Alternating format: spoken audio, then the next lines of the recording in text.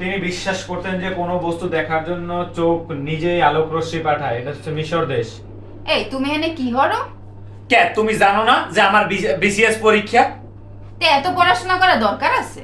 তুমি এটা কোনো কথা বললা? বাংলাদেশে বিসিএস পরীক্ষা হচ্ছে সর্বোচ্চ পরীক্ষা, এবং সেখানে যদি আমি না পড়ি তাহলে কেমনে হবে বলো?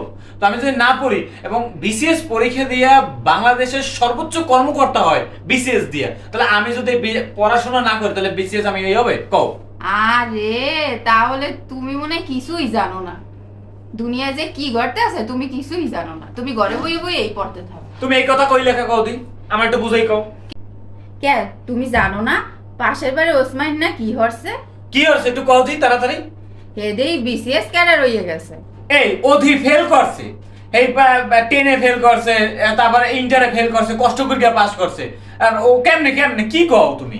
কে বিসিএস ক্যাডার হইতে হইলে কি শিক্ষিত লাগে? তুমি থাও এই দান ধরতে। একটু কও দি বুঝাইয়া। আজকে আর পড়াশোনা করবো না, কও তুমি একটু বুঝাইয়া কও। হ্যাঁ রে দেখতাম খালি পার্টি করে, এদিক যায় ওদিক যায়, এখানে যায় ওখানে যায়, খালি ঘুরগে বেড়ায়।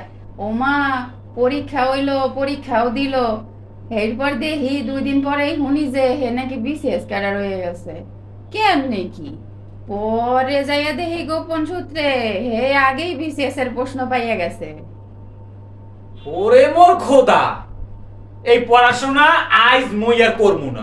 পড়াশোনা বাদ, পড়াশোনা বাদ। কোনো মেধার মূল্যায়ন তো হয় না বিশ্বাস এই বাংলাদেশে। তোমার কথাই বুঝলাম যে বাংলাদেশে কোনো মূল্যায়ন নাই মেধার। আজকে পড়াশোনা শেষ।